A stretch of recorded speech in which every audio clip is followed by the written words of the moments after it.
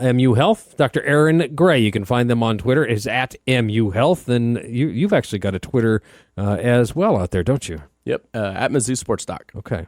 A lot of followers? It's a few thousand. Okay. So what's the predominant? Are they following you just because it's great information, or you get questions fired at you?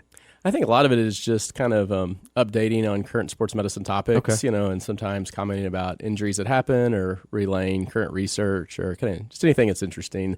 A lot of athletic trainers, physical therapists, and connecting with other docs around the country and some around the world. Yep. And you can find Aaron on occasion on Saturday mornings at the MOI Health Clinic over at Missouri Orthopedic Institute. That's from 9 to 10 a.m. every Saturday morning during the high school football season. Otherwise, make your appointment at MU Health, and then maybe you can get a good end to see him. But we really appreciate MU Health helping us out with this every single week during the high school football season.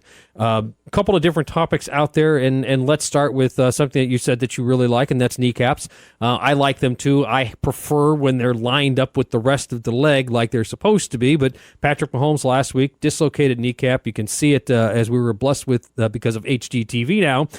Watching the training staff, Rick Burkholder and company, putting that kneecap back into place to reduce the dislocation. So walk us through on that. As you're the doctor or the trainer, you run out there and you see this. What's that process like for you? Yeah.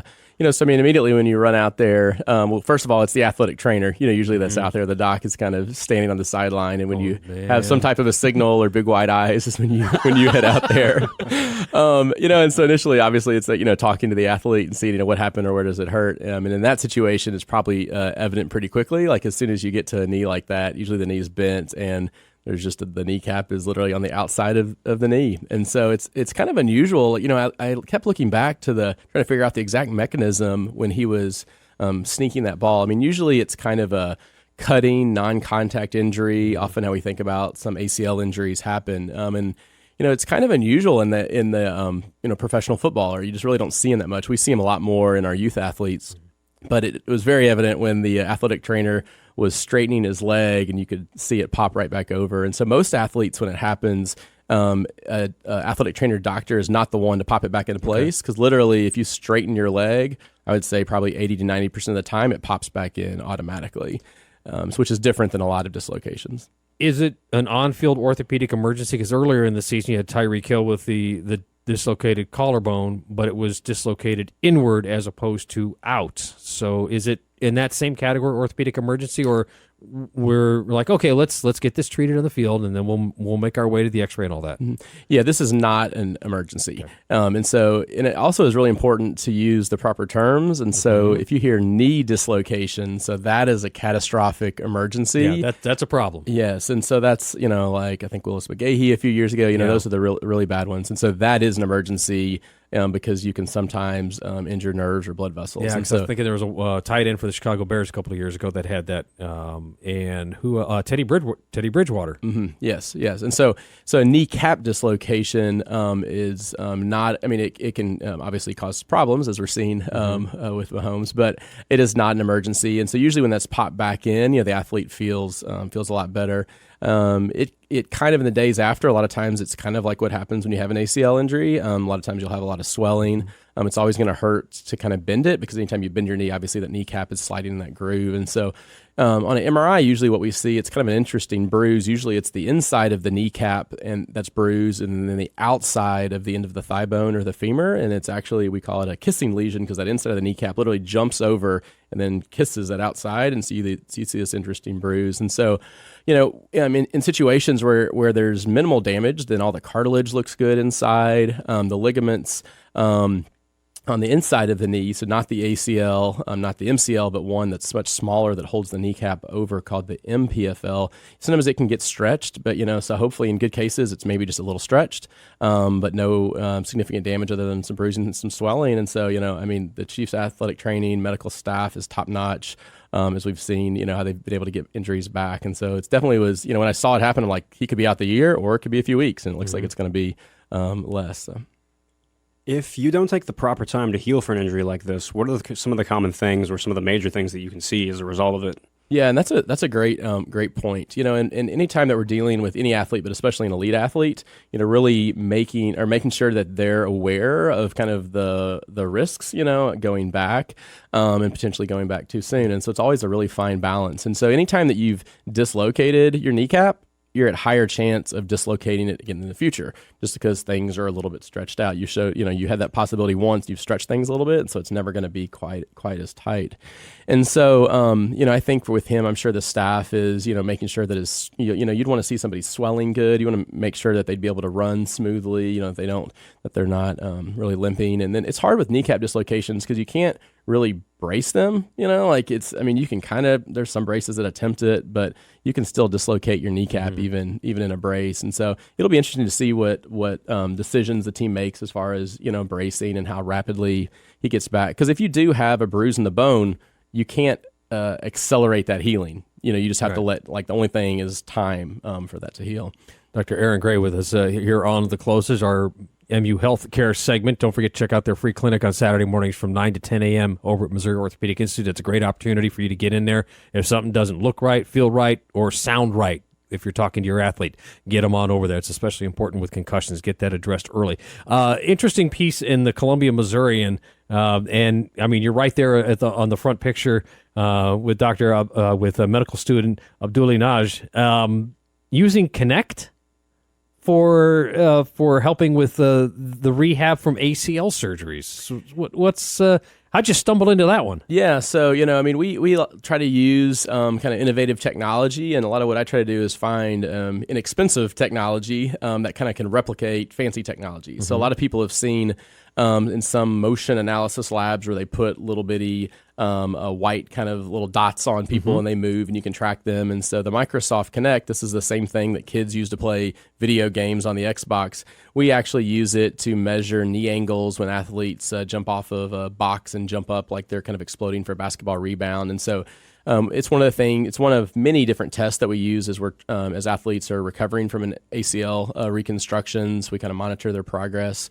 So our physical therapists use that as part of their return to sport. And when we see athletes jump and land, we want to see them with kind of their hips and their knees and their ankles all in a line. What you don't want to see is athletes where the knees kind of cave in, almost touching. Mm-hmm. And so that's something that is thought to be a risk factor for ACL injury. And so we use it to kind of follow rehab, but then also we use it for screening and try to catch athletes that might be at risk, and then to work on strengthening their glutes and other things to maybe help them prevent an injury. Yeah, and that's something we had talked about a couple of years ago about your innovative use of that. I think it was back then. It was the PlayStation with how that was factored in for the risk factors, male versus female.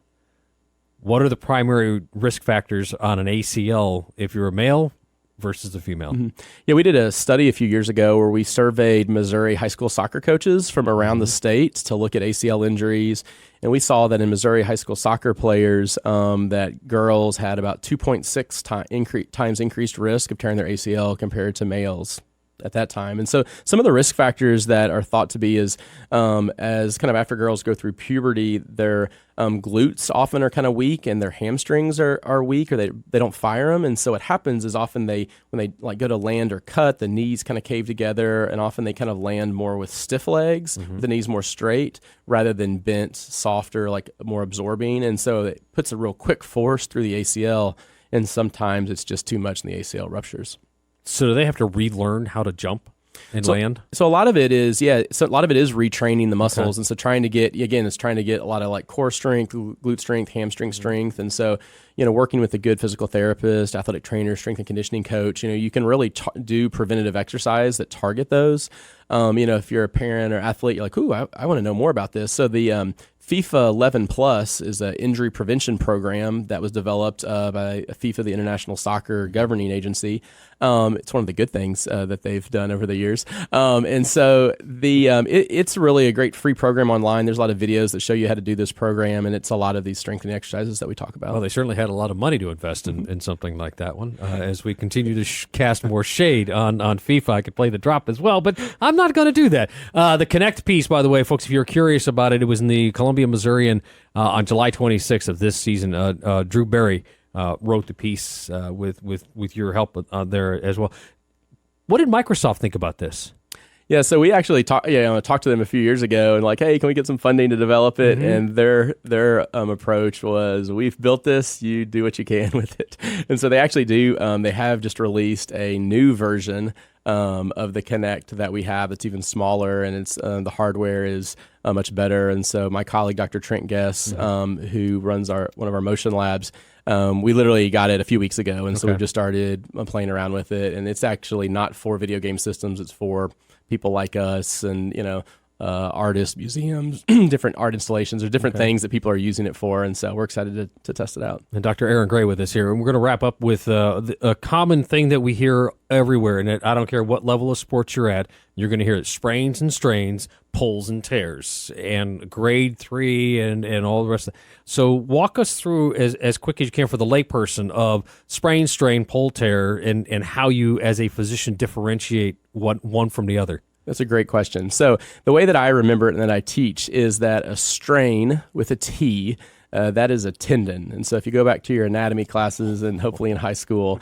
muscles attach to or form into tendons, which attach to a bone. And so like if you think about a hamstring strain or a calf strain.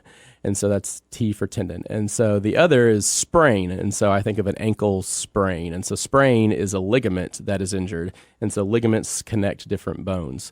And so if you think about the grading, like for an ankle sprain, so a grade 1 would be some pain, but it's not loose if we kind of test it. A grade 3 would be the worst injury where it's like completely torn, it's super loose and kind of floppy. And grade 2, somewhere in between.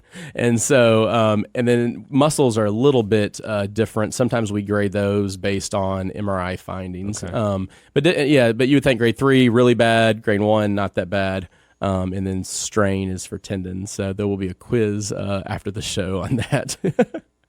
We'll have to go back. Let's remember. Okay, about 10 minutes and change in there. We began the strains, T's for tendon, sprain ligaments, pulls and tears are muscles. Yeah, and so that lots of times people is like, oh, it was just sprained, it was not torn. Well, actually, a sprain or a strain, that means like partial tear. Okay. And so if you hear that, like that structure is partially or completely torn. Okay. Dr. Aaron Gray, MU Health, and don't forget to check out the clinic at the MOI Clinic on Saturday mornings from 9 to 10 a.m. I was remiss last week with Dr. Gupta. I don't want to do this again. Concussions, as we're winding down the high school football season, what are some of the things that the parent needs to be aware of that juniors are probably not going to confess to? Mm-hmm. Yeah, often we say it's like a headache plus another symptom. And so, it's that maybe that next day when they wake up from the game on Friday night and they're just like feeling really nauseous or really dazed or dizzy, or just not feeling like their head's in a cloud or foggy, like those are symptoms of a concussion. And so if your athlete has something like that, it's definitely good for them to get checked out by their primary care doctor, by our free clinic on Saturday mornings at MOI, or by a sports medicine physician. And please listen to the advice. Yeah, I think that, as we're more and more aware, like if you properly, take rest, let the brain heal, then we don't think that there's, risk of, long-term injury. But if athletes have lots of concussions in a short time, or the symptoms start becoming more severe, then you potentially could have some more longer-term problems. Okay. Dr. Aaron Gray, you can check him out on Twitter. You can also get a hold of him through MU Health. And don't forget, please, the MOI Clinic on Saturday mornings during the high school football season. And it is Saturday mornings from 9 to 10 a.m. Doctor, thank you. Appreciate the time. Absolutely. Good luck with your Connect, diagnosing problems and not playing games. Thanks a lot. All right. You're very welcome. That's Dr. Aaron Gray. We'll be right back.